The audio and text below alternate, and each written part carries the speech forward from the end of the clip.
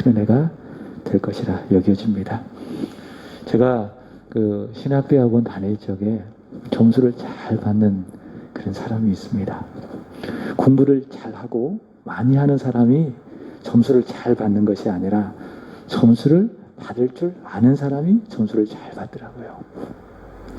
그래서 교수님과의 좋은 관계 속에서 지내게 되고, 그리고 공부할 때도 맨 앞자리에 앉고, 쉬는 시간에도 교수님이 좋아하시는 음료수 또는 커피를 사다가 드리고, 그리고 시험 볼 때에도 많은 내용을 쓰기보다는 교수님이 무엇을 원하는지를 깨달아서 정확한 내용과 핵심만 적는 그런 사람이 점수를 잘 받더라고요. 근데 아무리 공부를 많이 하고 또 공부를 열심히 해도 또 그런 모습들이 없다면은 점수가 쉽게 안 나오더라고요. 기도하는 것도 마찬가지입니다. 무조건 기도하는 것이 중요한 것이 아니라 되는 기도를 해야 됩니다. 다시 말해 기도를 할 줄 알아야 됩니다. 다시 말해 하나님이 귀를 기울일 수밖에 없는 기도, 하나님이 귀를 열어서 들으시고 받으시는 기도를 해야 된다는 겁니다. 그러니까 많이 하는 게 중요한 게 아니에요. 하나님께서 기뻐하시는 기도, 작은 소리로 하나님 부른다 할지라도 하나님이 귀를 열고 들으시는 바로 그런 기도를 해야 된다라고 하는 겁니다. 이것을 바꿔 이야기한다면 하나님께서 듣지 않는 기도가 있다 없다? 있다. 우리가 열심히 기도하지만 그 기도가 하나님 앞에 상달되지 않는 기도가 있더라라고 하는 겁니다. 성경은 이렇게 이야기합니다. 잠언 28장 9절 한번 읽어볼까요?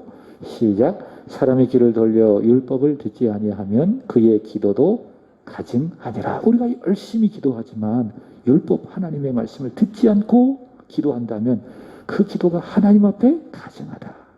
하나님이 받지 않으신다라는 거예요. 야고보 사도는 야고보서 4장 3절에서 기도에 대하여 이렇게 이야기했습니다. 시작. 구하여도 받지 못함은 정욕으로 쓰려고 잘못 구하기 때문이라. 우리가 열심히 구해요. 열심히 기도해요. 하나님 이것도 주시고 저것도 주시고, 그럼에도 불구하고 우리가 받지 못하는 이유는 정욕으로 쓰려고 내 욕심을 따라 쓰려고 잘못 구하기 때문에 우리가 그 기도에 대하여 응답을 받지 못한다라는 겁니다. 그래서 우리는 열심히 기도를 하는 것보다 하나님이 들으시는 기도, 되는 기도를 하는 것이 더 중요하다라는 사실을 말씀을 드리고 싶습니다. 여러분, 오늘 말씀을 기록한 다윗은요, 기도하는 사람이었습니다. 다시 말해 기도의 사람. 그는 기도할 줄 아는 사람이었다는 거예요.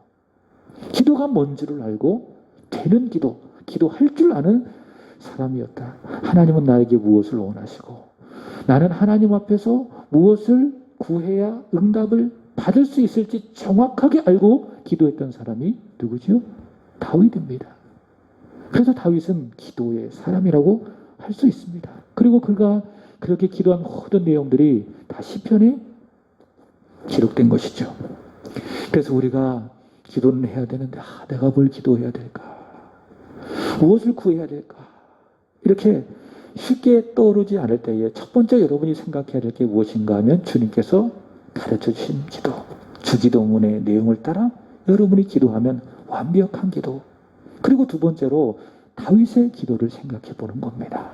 다윗의 기도, 시편에 기록되어진 다윗의 기도를 우리가 그대로 읽고 함께 따라 기도한다면 그게 기도고요. 성령 안에서 다윗의 기도가 나의 기도가 되고 하나님은 그 기도를 들으시고 응답을 해 주신다라고 하는 겁니다. 제가 말씀을 드렸죠. 내가 바라는, 내가 구하는 것들을 하나님께서 들으시고 내 손에 들려주시지 않는다 할지라도 하나님이 내 기도에 귀를 기울여 주시고 계신다. 내가 드리는 기도를 받으신다라고 하는 그 사실 하나만으로도 우리가 충분히 은혜를 받을 수 있고 새로운 힘을 얻을 수 있더라라는 겁니다. 주는 내 마음을 아세요. 나의 마음을 이해하십니다. 내가 기도할 때에 귀를 여시고 나의 기도를 들어주신다. 나의 마음을 받아주신다라고 하는 그 사실이 우리가 바라는 기도의 응답을 받는 것보다 더 중요한 것이다 라고 하는 겁니다. 그런데 이 다윗의 기도 성경에 보면 노래입니다. 기도와 노래. 그러니까 우리는 찬양과 기도를 따로 구분할 필요가 없습니다. 찬양이 기도가 될 수 있고요. 그 다음에 기도가 찬양이 될 수 있고요. 그래서 기도하시다가 하나님께서 내 마음속에 주시는 어떤 마음에 감동되어지는 찬양이 있다면 그 찬양을 마음껏 부르시는 겁니다. 그렇게 찬양을 부르시면서 또 기도하고 부르시면서 기도하고 그러는 가운데 하나님과의 깊은 만남, 깊은 교제를 하게 되고 다윗의 기도 물론 노래이지만 하나님께 아뢰다라고 하는 측면에서 기도라고 할 수 있는데 지금까지 시편을 통해서 살펴본 다윗의 기도에 한 가지 공통점이 있습니다. 그러니까 다시 말해 들으시는 기도, 하나님께서 받으시는 다윗의 기도의 공통적인 특징이 하나 있다는 겁니다. 시편 3편부터 8편까지 내용을 제가 쭉 확인하면서 읽어보면서 다윗 기도의 공통적인 특징이 하나 있더라. 그것이 무엇이냐? 기도를 시작하면서 일반적이고 우리가 아는 것이지만 다윗은 하나님의 이름을 부르면서 그의 기도를 시작한다라는 점입니다. 시편 3편 1절에 보시면 여호와여, 시편 4편 1절에 보시면 내 의의 하나님이여, 5편 1절의 말씀을 보시면 여호와여, 6편 1절의 말씀을 보시면 여호와여. 지난주 우리가 들었지요? 시편 7편 1절의 말씀을 보시면 여호와여. 오늘 8편 1절도 마찬가지입니다. 어떻게 시작합니까? 여호와 우리 주여. 그래서 다윗의 기도 첫 번째 되는 기도, 하나님이 들으시는 기도의 첫 번째 중요한 것이 무엇이냐? 하나님 앞에서 하나님의 이름을 부른다는 거예요. 하나님이여, 하나님이여. 그저 마음 없이 습관적으로 우리가 기도할 때만 하나님 그렇게 부르는 것이 아니라 마음을 담아내는 거예요. 내 영혼을 담아서 하나님을 부르는 거예요. 여호와여, 내 의의 하나님이여. 오늘 새벽에 말씀을 전하고 이 앞에서 기도를 하는데 마음이 답답하더라고요. 마음이 답답하고 때로는 마음이 좀 슬프기도 하고 그래서 뭘 기도해야 되나 하나님 앞에 곰곰이 생각하는 가운데에 막상 떠오르지 않아요. 그래서 그냥 아버지 불렀어요. 아버지, 전능하신 하나님, 아버지, 제 마음 아시죠? 제 마음 아시죠? 하나님의 이름만 불렀습니다. 근데요, 저의 믿음이 뭐냐면 내가 무엇을 구해야 될지, 무엇을 알아야 될지 몰라서 하나님 아버지, 주님, 예수님, 하나님의 이름만 부르면 하나님은 그래야 한다.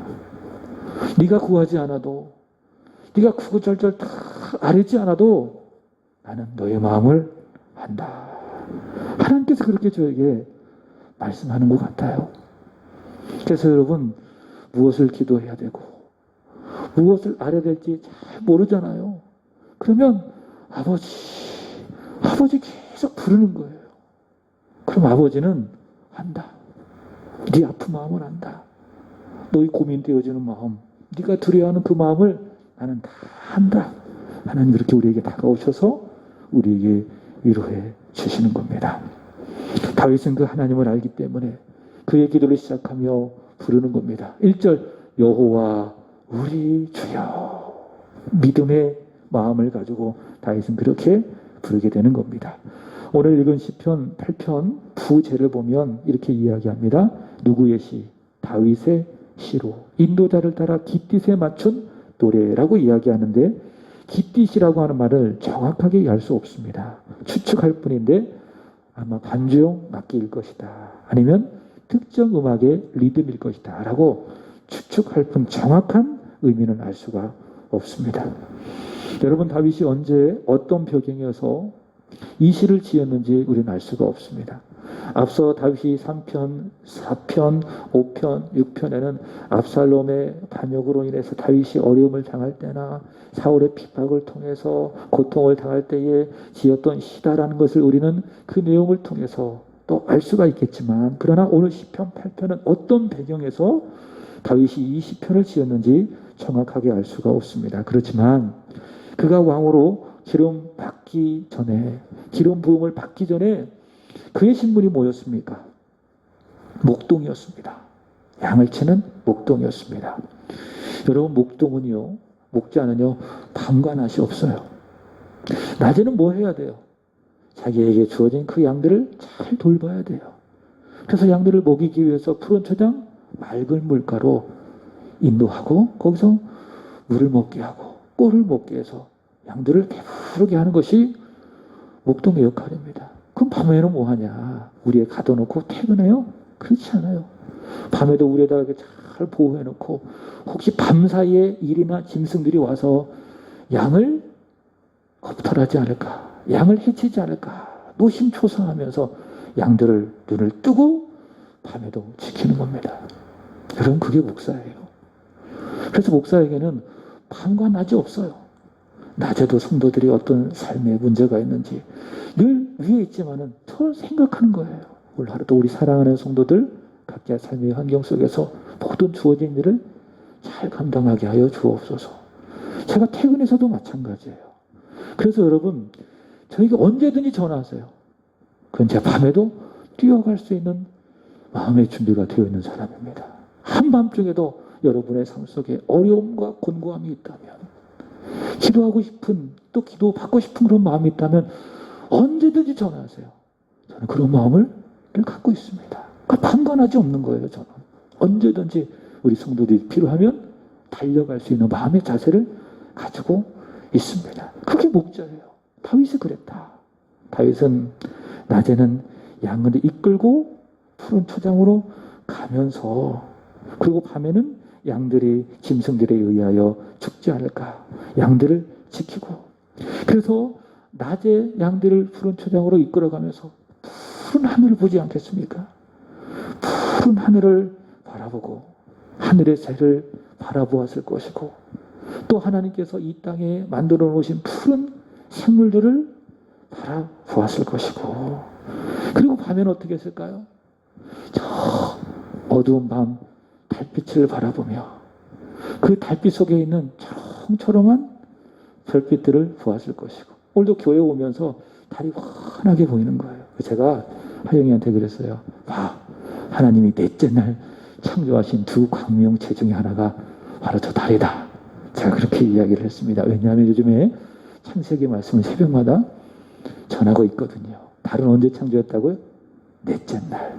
그래서 낮에는 해를 창조하셔서 낮을 주관하게 하시고, 밤에는 달을 창조하셔서 밤을 주관하게 하시고, 그래서 다윗은 밤마다 달빛을 바라보고, 또 그 달빛 속에서 초롱초롱 빛을 내면서 빛나는 그 별빛을 바라보고, 그래서 목동 시절에 자신의 눈으로 바라보고 경험한 이 하나님의 창조의 세계를 깊이 묵상하고 더 묵상하고, 저것들이 결코 우연히 생긴 것이 아니라 전능하신 하나님께서 손가락으로 만드신 해와 달과 별, 이 땅의 모든 피조물일 것이다 라는 그 믿음을 갖고 오늘 이 시를 지었음이 분명하다, 그렇게 말할 수 있습니다.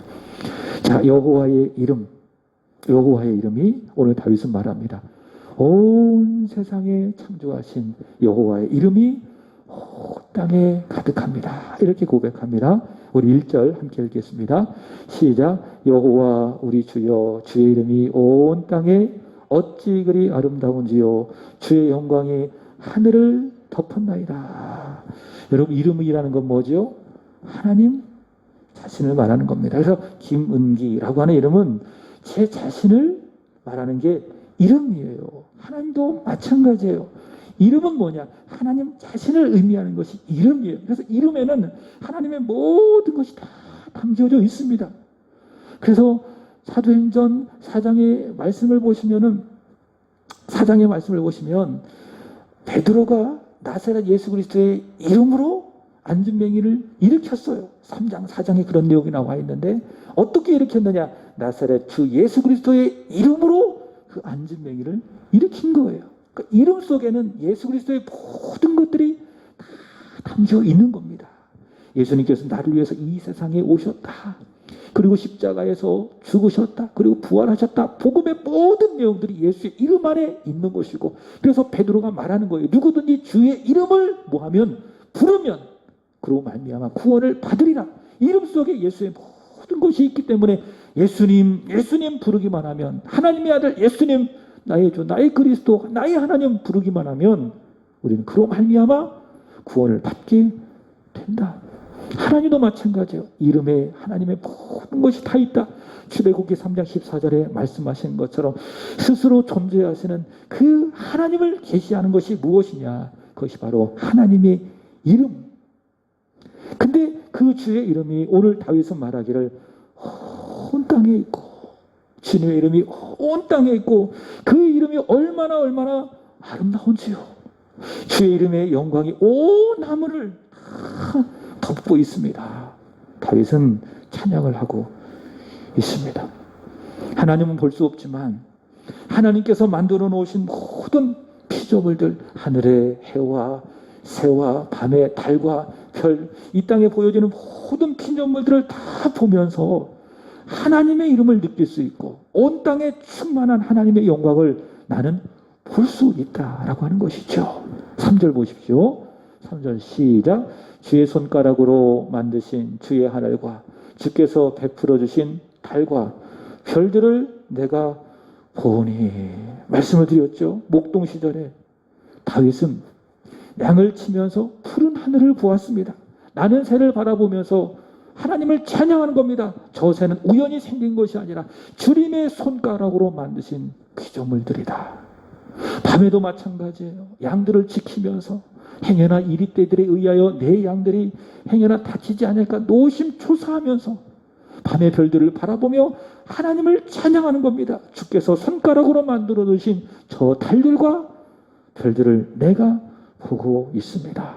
그것을 다 보고 있으니 아멘. 그렇습니다.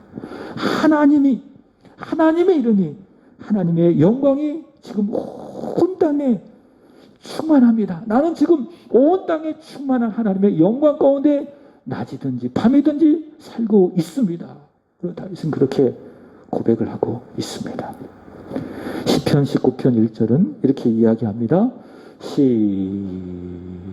시작. 하늘이 하나님의 영광을 선포하고 궁창이 그의 손으로 하신 일을 나타내는도다. 여러분, 우리가 바라보는 하늘, 궁창 다 같은 말인데 그냥 보지 마세요.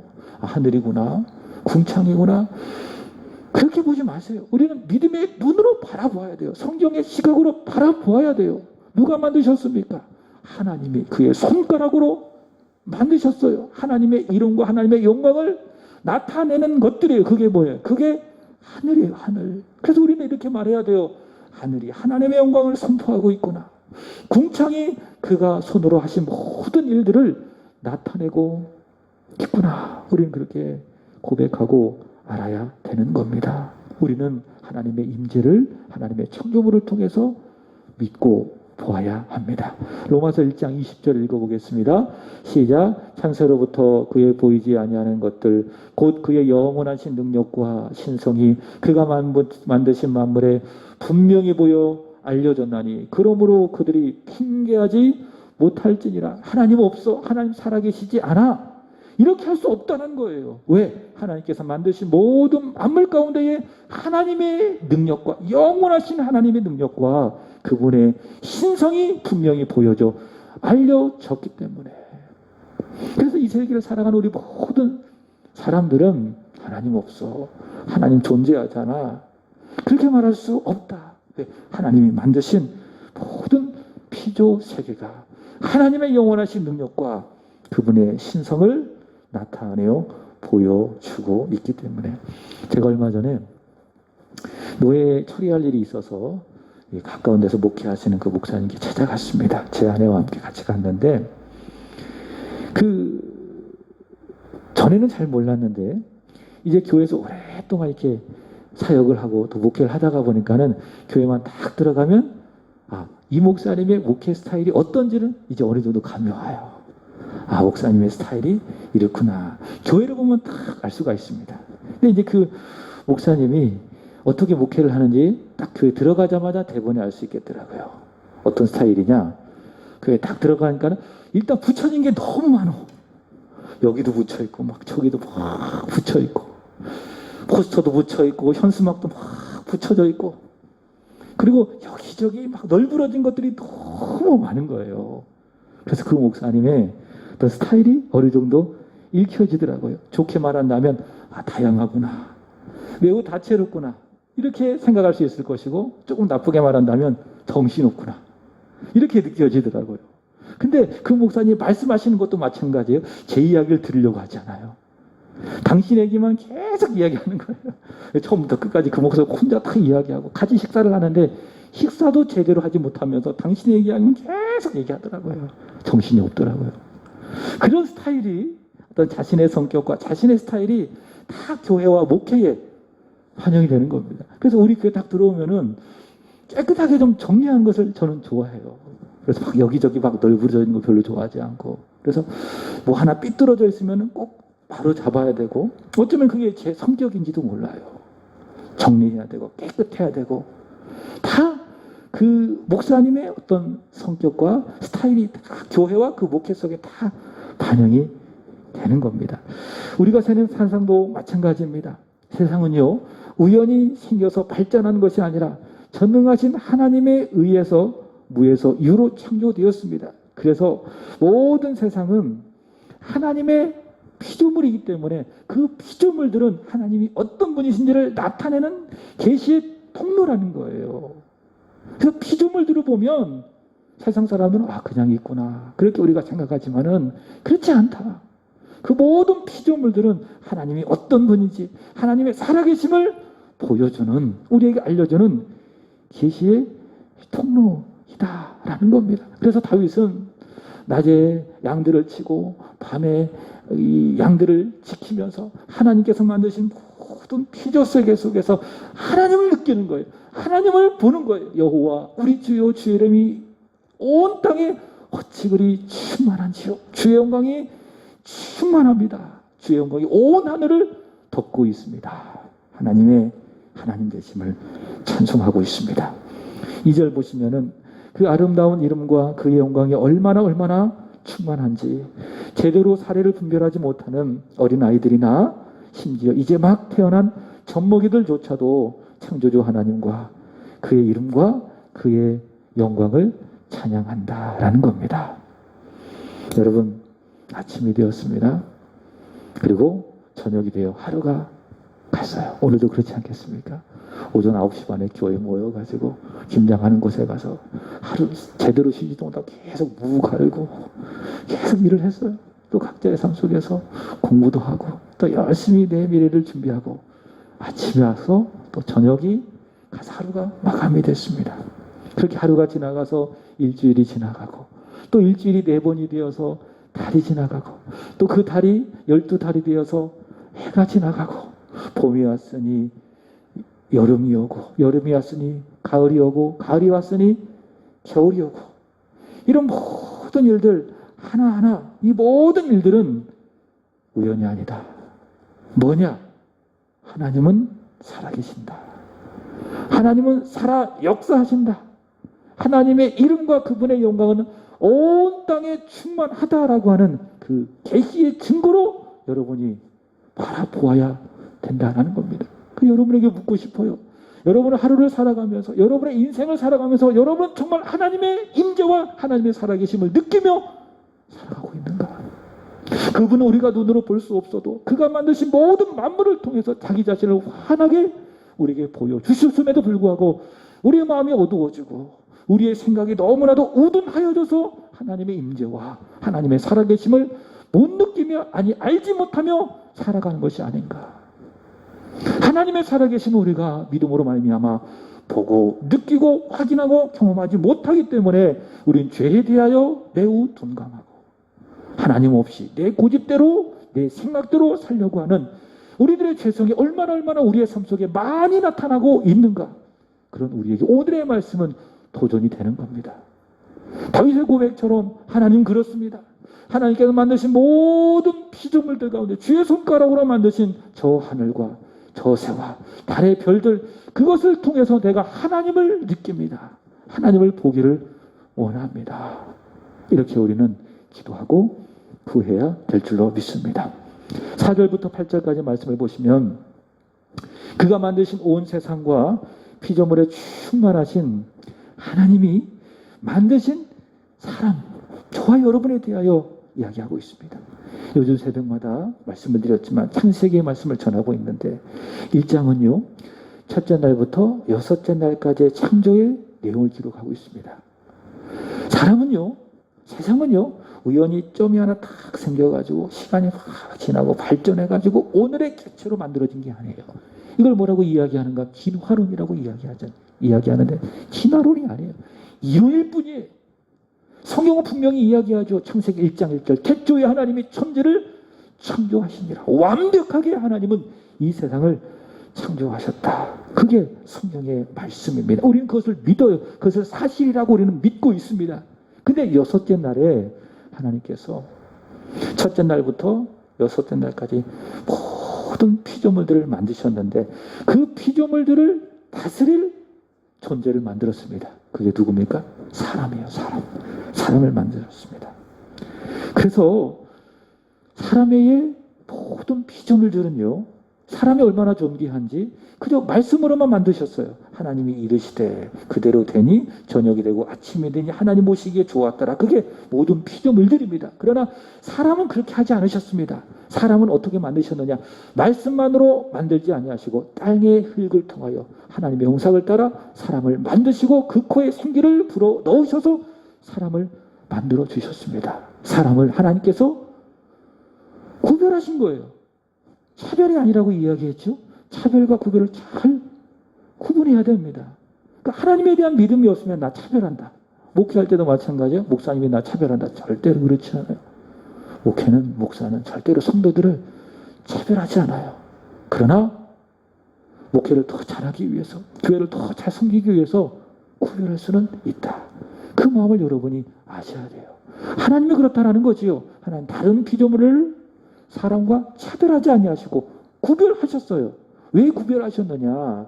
하나님께서 만드신 모든 피조물들을 하나님을 대신해서 다스려야 하기 때문에 하나님께서는 말씀만으로 창조하지 아니하시고 직접 땅의 흙을 통하여 사람을 만드시고 하나님의 형상을 따라 사람을 만들어 주셨습니다. 왜? 하나님을 대신해서 모든 피조물들을 다스려야 하기 때문에. 자, 근데 하나님께서 사람을 하나님의 형상을 따라 구별되이 창조하셨다라는 사실에 대하여 다윗은 믿음으로 이렇게 고백해요. 5절 보겠습니다. 본문 5절 시작. 그를 하나님보다 조금 못하게 하시고, 이 말씀이 중요하죠. 영화와 존귀로 관을 씌우셨나이다. 이렇게 이야기합니다. 여기서 씌운다라고 하는 말은 어떤 의미인가 하면 이거예요. 하나님께서 사람을 땅의 흙을 통하여 확지게 그의 손가락으로 확 빚으시고 하나님의 형상을 따라서, 그리고 그 코에 생기를 불어 넣으셨는데, 이것은 어떤 의미인가 하면은 그 사람의 머리 위에 왕관을 씌운 것과 같아요. 왕관을 씌운 것과 같아요. 바로 그런 의미예요. 영화와 존귀로 하나님께서 사람에게 관을 씌우셨습니다 라는 겁니다. 왜 그렇게 하셨을까? 6절 보시면 답이 나와 있습니다. 6절 시작. 주의 손으로 만드신 것을 다스리게 하시고 만물을 그의 발 아래 두셨으니. 사람을요, 하나님과 같은 왕과 같은 존재로 만들어 주셔서 하나님께서 만드신 모든 그 피조물들을 다스리게 하기 위해서 하나님께서 자기의 형상을 따라 사람을 만드셨다라는 겁니다. 이게 은혜죠. 사람이 받은 특별한 하나님의 은혜. 근데 중요한 사실이 있습니다. 사람이 아무리 하나님의 형상을 따라 창조되어지고 그래서 영화와 존귀로 관을 쓰고 하나님께서 만드신 모든 만물을 다스리는 왕과 같은 존재라 할지라도, 그러나 사람이 잊지 말아야 될 것이 있습니다. 나는 왕과 같은 존재이지만 내가 왕은 아니라는 거예요. 누가 왕이십니까? 하나님. 왕과 같은 존재이지만 왕은 아니다. 진짜 왕, 진정한 왕은 누구시다? 여호와 하나님이시다 라고 하는 겁니다. 그리고 사람은 그 하나님의 말씀에 복종해야 되는 피조물이다 라는 거죠. 근데 사람이요, 사탄의 시험을 받아서 죄를 짓게 되죠. 그 죄가 뭡니까? 야, 그렇지 않아. 너는 진짜 왕이야. 하나님 없어도 네 스스로의 힘으로 멋지게 너의 인생을 살아갈 수 있는 네가 진짜 왕이야. 그게 사단의 시험이었어요. 오늘 사단은 끊임없이 그렇게 시험해요. 하나님 어떻게 살아있는지 네가 알 수 있어. 하나님 살아있다면 네가 존재 증명해봐. 하나님 없는 거야. 그저 성경은 거짓말하고 있을 뿐이야. 사람들이 그렇게 있다고 믿을 뿐이지 하나님 존재하지 않아. 네가 하나님이야. 너의 인생 네 스스로 하나님이 되어 멋지게 살아가. 그게 사단이 우리에게 유혹하는 바입니다. 하나님 없이 나의 힘으로 내 능력으로 살아보려고 하는 게 뭐예요? 그게 죄예요. 다른 게 죄가 아니에요. 범죄하고 살인하고 미워하고 사기치고 그게 죄가 아니라 근본적으로 죄는 뭐냐? 내 마음속에 왕 대신 하나님을 밀어내고 내 스스로가 그 자리에 차지해서 하나님 없이 살려고 하는 그 자체가 뭐예요? 그것이 바로 죄이다 라고 하는 겁니다. 그래서 사람은 그 사단의 미혹에 넘어가서 결국 죄를 짓게 됐잖아요. 그래서 그 죄로 인해서 하나님의 이름과 영광이 충만한 모든 세계가 다 파괴되고 모든 사람은 그 사람의 죄로 말미암아 불행하게 되고 결국 죽음을 맞이하게 되었습니다. 여러분, 죄가 그만큼 무서워요. 죄는요, 나를 죽여요. 마치 내 속에 있는 암세포처럼 죄를 품고 있으면 내 영혼이 막 갉아먹는 거예요. 그걸 아셔야 돼요. 죄를 싫어할 이유가 바로 거기 있는 거예요. 내 영혼을 파괴하는 거예요. 그게 죄예요. 하나님을 떠나려고 하는, 하나님 없이 살려고 하는 그 죄는 내 영혼을 끊임없이 뭉개뜨리고 끊임없이 파괴한다 뿐만 아니라 내 가정도 파괴해요. 내 자녀도 파괴해요. 그게 죄 아니겠습니까? 남몰래 거룩하지 못한 것, 음란한 것들을 바라보는 죄악이 가정 안에 있을 때에 가정이 어떻게 되는지 보십시오. 다 무너져요. 그게 죄가 가지고 있는 막강한 영향력이에요. 그 죄는 파괴를 불러와요. 내 영혼도 파괴하고 내 직장도 파괴하고 내 자녀도 파괴하고 그게 죄가 가지고 있는 무서움이다 라고 하는 겁니다. 그래서 하나님께서는 바로 그 죄의 문제를 해결하기 위해서 누구를 보내셨느냐? 둘째 아담을 보냈습니다. 첫째 아담에게 하나님께서 영광과 존귀의 왕관을 씌우셔서 하나님을 대신해서 모든 세상을 다스림으로 말미암아 하나님 나라 천국을 만들길 원했는데 그 아담이 하나님을 밀어내고 자기 자신이 하나님이 되려고 하는 그 죄 때문에 자신도 망가지고 온 세상도 망가지게 되어져서 그래서 하나님께서는 그 첫째 아담이 지은 그 죄로 말미암아 망가진 이 세상을 다시 회복하시기 위해서 둘째 아담을 보내셨습니다. 그분이 누구시냐? 로마서 5장에 말한다면 예수 그리스도. 그래서 히브리서 2장 9절 이렇게 이야기합니다. 시작. 오직 우리가 천사들보다 잠시 동안 못하게 하심을 입은 자 곧 죽음의 고난을 받으심으로 말미암아 영광과 존귀로 관을 쓰신 예수를 보니 이를 행하심은 하나님의 은혜로 말미암아 모든 사람을 위하여 죽음을 맛보려 하십니다. 자, 첫째 사람 아담에게 영광과 존귀의 관이 씌워졌지요. 시편 8편이 그것을 말하고 있는데 그러나 둘째 아담이신 예수 그리스도께서 영광과 존귀의 관을 쓰셨다라는 거예요. 근데 무엇을 통해서? 죽음의 고난 받으신 십자가의 죽음을 통하여 하나님의 아들 예수 그리스도께서 영광과 존귀의 관을 쓰시고 그리고 그 영광과 존귀의 관을 쓰심으로 말미암아 십자가에서 죽으심으로 우리의 모든 죄를 해결하신 겁니다. 그래서 누구든지요 죽음을 통하여 영광과 존귀로 관을 쓰신 예수님을 믿고 그 안에 있기만 하면 그의 통치 안에 있기만 하면은요, 오늘 시편 말씀처럼 다시 우리 사람들은 5절 보세요. 영화와 존귀의 관을 쓰게 되는 겁니다. 자, 5절 시작. 그를 하나님보다 조금 못하게 하시고 영화와 존귀로 관을 씌우셨나이다. 십자가의 죽음으로 말미암아 영광과 존귀의 관을 쓰신 그 예수님을 우리의 마음으로 믿고 그분의 통치 아래 우리의 인생을 집어 던진다면, 그분의 통치 아래 우리가 있게 되어진다면, 우리가 다시 한번 하나님이 씌워주시는 영화와 존귀의 관을 씌우며 하나님 앞에서 살아가게 된다. 그래서 베드로전서 2장 9절에 말하기를 뭐라고 이야기해요? 너희는 택하신 족속이요 왕과 같은 제사장이다. 그 하나님이 자기 형상을 따라 더 나아가 주 예수의 피로 구원하여 영광과 존귀로 그 머리에 관을 씌워주셨기 때문에 다윗은 오늘 이렇게 고백합니다. 오늘 말씀의 결론입니다. 4절 읽어보겠습니다. 시작. 사람이 무엇이기에 주께서 그를 생각하시며 인자가 무엇이기에 주께서 그를 돌보시나이까. 여러분 이 말씀 믿으십니까? 하나님이 예수 안에 있는 저와 여러분에게 영광과 존귀의 관을 씌워주셨음을 믿으십니까? 그렇다면 이 말씀도 믿으세요. 이 말씀은 오늘 저와 여러분을 향한 하나님의 마음이에요. 첫 번째, 하나님께서는 나를 따라해 봅니다. 나를 생각하십니다.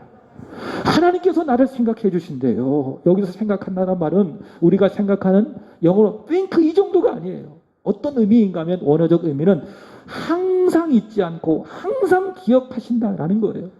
그러니까 내가 잘나건 못나건 그것과 상관이 없습니다.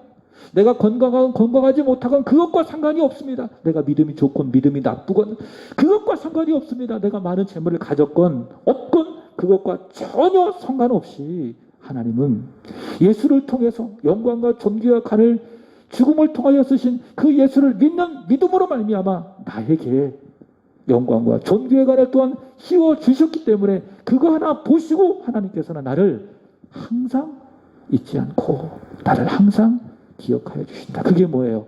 나를 생각해 주신다라고 하는 거예요. 여러분 그것을 믿으십시오. 우리는 하나님을 잊을 때가 너무나도 많죠. 그게 우리예요. 그게 어쩌면 우리의 실체예요. 우리가 존재가 그래요. 여러분 하루에 24시간 살아가면서 우리 주님 얼마나 생각하면서 여러분 살아가십니까? 그렇지 못할 때가 너무나 많잖아요. 내 인생을 생각하고 나만 생각하고 누가 나쁜 사람이라고 이야기했죠? 나쁜 사람이 나쁜 사람이에요. 나만 생각하는 사람이 나쁜 사람이에요. 그게 나예요. 나만 생각해 오직 내 가족을 위한다고 이야기하지만은 내 자녀를 위한다고 이야기하지만 실상을 따지고 보면 다 누구를 생각하는 것. 나를 생각해서 그러는 거. 그게 다예요. 그러나 우리 하나님은 그렇지 않다. 예수 안에 있는 우리를 항상 기억하고 항상 잊지 않냐고 나를 생각해 주시는 거예요. 왜? 예수의 피로 나에게 영광과 존귀로 관을 씌워 주셨기 때문에. 그래서 이사야 49장 16절 이렇게 이야기합니다. 시작. 내가 너를 손바닥에 새겼고 너의 생벽이 항상 내 앞에 있나니. 저와 여러분을 하나님의 손바닥에 새겨주셨대요. 잊을 수 있어요 하나님이?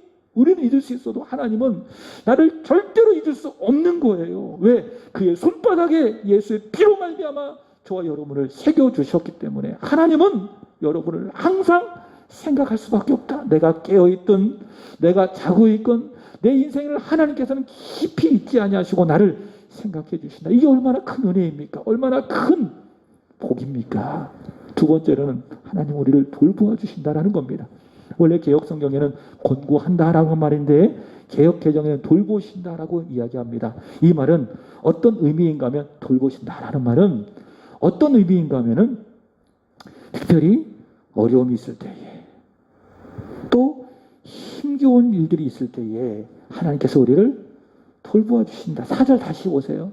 4절 시편 8편 4절 여기 보시면 인자가 무엇이기에 주께서 그를 무엇하신다?